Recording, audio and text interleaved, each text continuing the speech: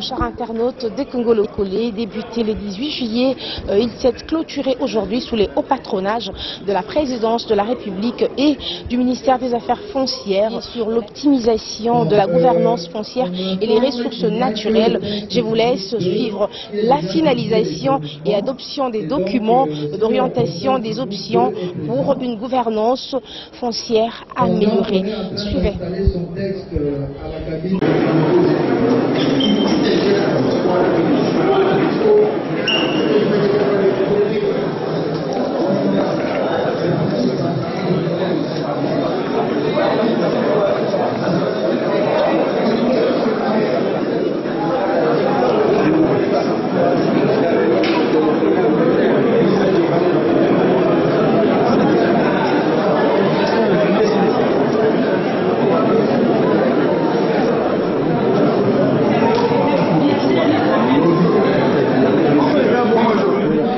Et groupe A, nous vous attendons ici devant, s'il vous plaît.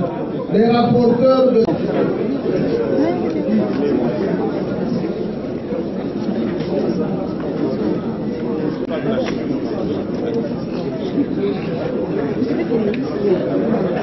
Et les recommandations qui ont été retenues dans le groupe de travail. Nous souhaitons formuler de commun accord. Après l'exposé de chacun des rapports, merci beaucoup.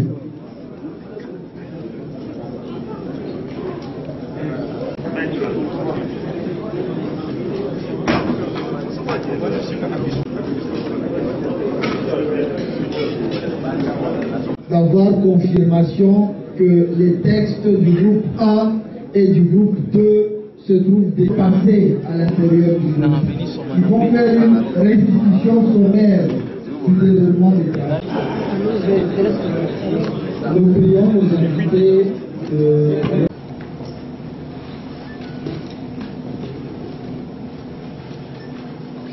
Monsieur le vice-premier ministre, ministre du Budget, vont être clôturés dans quelques instants au cours de cette cérémonie dont j'ai l'honneur d'ordonner en suivant les points inscrits au programme.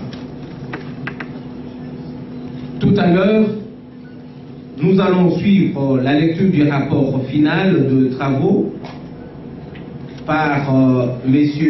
Kirumba Michel, rapporteur général, suivi du mot de son Excellence, Monsieur le ministre des Affaires foncières, qui s'en suivra immédiatement de son discours de clôture des travaux en sa qualité de représentant personnel de son Excellence, Monsieur le Premier ministre, chef du gouvernement. À l'issue, sans plus attendre, et ce, avec votre autorisation, Excellence, Monsieur le ministre, optimisation de la gouvernance foncière et des ressources naturelles. Communiqué final. Du 18e au 20e jour du mois de décembre 2013, s'est tenu à Fleuve Congo Hôtel, à Kinshasa, République démocratique du Congo, sous le haut patronage de son Excellence, Monsieur le Président de la République, l'atelier national sur l'optimisation de la gouvernance foncière et des ressources naturelles dans le cadre de la relance des travaux de la réforme foncière amorcée par le gouvernement.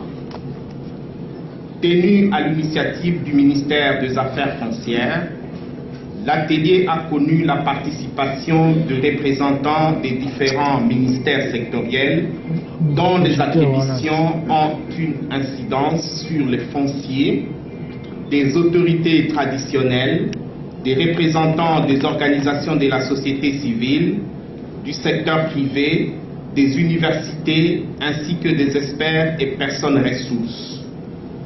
Les partenaires financiers et techniques ont également pris part aux travaux. Du déroulement des travaux. Les travaux de l'atelier se sont déroulés durant 3 jours, chacun consacré aux activités spécifiques. Le premier jour a été consacré aux activités protocolaires et à un certain nombre d'exposés techniques. Les activités protocolaires ont débuté avec l'enregistrement des participants, suivi de l'arrivée de personnalités politiques et administratives, dont les vice-premiers ministres représentants personnels de son Excellence, Monsieur le Premier ministre.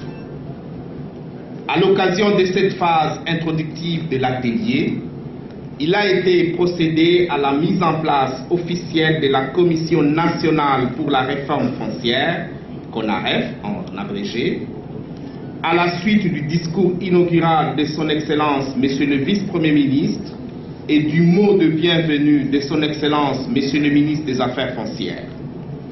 Il a dès lors été procédé à l'ouverture solennelle des assises. Après la pause café, le premier jour a connu également les allocutions des différents ministères sectoriels dont les attributions ont une incidence sur les fonciers, complétées par les présentations techniques des experts de chacun de ces ministères. 2 présentations portant respectivement sur les aspects intersectoriels et les questions émergentes sur les fonciers ont précédé ces interventions sectorielles du premier jour. Le deuxième jour était consacré à la poursuite des présentations. Le premier groupe de ces présentations était des exposés des plaidoyers des organisations de la société civile en faveur respectivement des droits des petits paysans agricoles et de peuples autochtones pygmées et la place de l'autorité coutumière dans la gestion des terres, tandis que le deuxième groupe de présentation était constitué des apports d'experts et personnes ressources abordant l'analyse générale du cadre juridique de gestion du foncier et spécialement la question du mariage entre le droit coutumier foncier et les droits modernes. La deuxième journée s'est poursuivie avec la mise en place et les débuts de travaux en commission pour approfondir certains aspects. 4 groupes ont été institués, à savoir: groupe 1, la reconnaissance et la sécurisation foncière; groupe 2, aspects transversaux et répartition horizontale des compétences; groupe 3, collaboration transversale et répartition verticale des compétences; groupe 4, la résolution des conflits fonciers. Le troisième jour a été consacré à la poursuite et clôture des travaux en commission, suivi de la présentation, des discussions et l'approbation en plénière des conclusions et recommandations issues des travaux en commission. Les recommandations suivantes ont été adressées. Les principales recommandations: droit acquis conformément à la coutume. Préciser par voie réglementaire les statuts juridiques de terres coutumières afin d'asseoir les droits coutumiers sur des bases incontestables. Consacrer les principes de consultation préalable de communautés locales dans tous les processus d'affectation des espaces et d'acquisition de droits fonciers et des droits d'exploitation des ressources naturelles, foncières, minières, forestières, etc. Consacrer les principes d'indemnisation compensatoire équitable dans le cas où les droits fonciers coutumiers des communautés locales sont affectés ou lorsque l'État recourt à la procédure d'expropriation pour cause d'utilité publique. Accélérer les processus d'élaboration des textes légaux et réglementaires sur les statuts des autorités coutumières et traditionnelles en définissant clairement leurs attributions au regard de la gestion des terres. Problématique des populations sans terre. Reconnaître le droit foncier de peuples autochtones dans les différents textes légaux et réglementaires relatifs aux fonciers et aux ressources naturelles. Inclure l'approche CLIP, consentement libre, informé et préalable, dans les textes régissant les fonciers et les ressources naturelles. Que la loi reconnaisse et sécurise les terroirs fonciers de peuples autochtones. Délimiter les terroirs occupés en vertu de la coutume, en vue d'accroître leur sécurité. Accaparement des terres des communautés locales. Préconiser une réforme agraire au regard des différents textes légaux et réglementaires régissant les domaines fonciers et connexes. Rétrocéder aux communautés locales les droits de jouissance des espaces non mis en valeur par des exploitants. L'accès à la sécurisation de la femme. L'applicabilité des dispositions de l'article 14 de la Constitution de la République démocratique du Congo. Aspect transsectoriel. Mettre en place des mécanismes normatifs et institutionnels de consultation, de concertation et de conciliation entre ministères ayant les compétences sur les fonciers. Harmoniser le texte juridique ayant incidence sur les fonciers. Harmoniser les cadastres et les redéfinir au regard des standards internationaux et des spécificités sectorielles. Doter les pays d'un plan d'aménagement du territoire. Conflit entre le pouvoir traditionnel et l'administration foncière. L'article 194 définit la procédure d'enquête avant l'attribution de terres. Il faut que cet article soit modifié et que l'on associe le pouvoir traditionnel et la communauté dans la procédure d'attribution des terres, enquête préalable de vacances des terres. L'article 190 définit la procédure d'attribution des terres. Cette procédure devrait donc partir de l'autorité coutumière reconnue et investie par le ministère compétent. C'est donc cette autorité coutumière qui atteste de l'existence ou de la disponibilité des terres qu'on peut concéder par un acte écrit et légalisé. Dans ces cas, l'autorité compétente prend un arrêté qui définit le format de l'enquête préalable des vacances des terres. En vue de garantir les droits des communautés locales, il faut que l'investisseur qui a obtenu la concession signe un cahier de charges qui détermine ses obligations et les droits des communautés locales. Que le conservateur puisse chaque fois obtenir toutes les informations nécessaires avant d'établir un certificat d'enregistrement. Pour cela, il faut qu'il entre en contact avec l'autorité traditionnelle. En matière minière, une solution a déjà été trouvée. Il est possible qu'un mécanisme similaire soit trouvé en matière foncière pour éviter ce genre de conflit. Que la loi en préparation sur les statuts de chef coutumier puisse clairement définir les compétences de ces derniers en ce qui concerne la gestion de terres coutumières. Que la révision de la nouvelle loi foncière, article 183, tienne compte de la répartition opérée par la loi d'application de l'article 203 de la Constitution. Résolution des conflits. Instituer une procédure préalable à la scène de cours de tribunaux, à l'instar de celles prescrites en matière du travail et agricole, notamment pour assurer la médiation, la conciliation et ou l'arbitrage des conflits fonciers. Interdire la procédure par défaut en matière immobilière, et ce, par une disposition spéciale à insérer dans la loi foncière sans modifier les codes de procédure civile.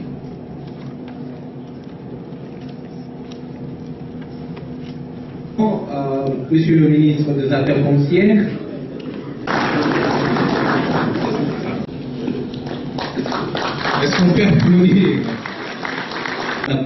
officiel de travaux de l'atelier en vos qualités de représentant personnel du Premier ministre.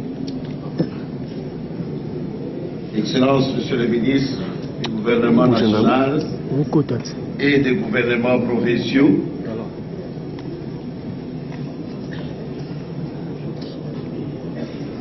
Mesdames et Messieurs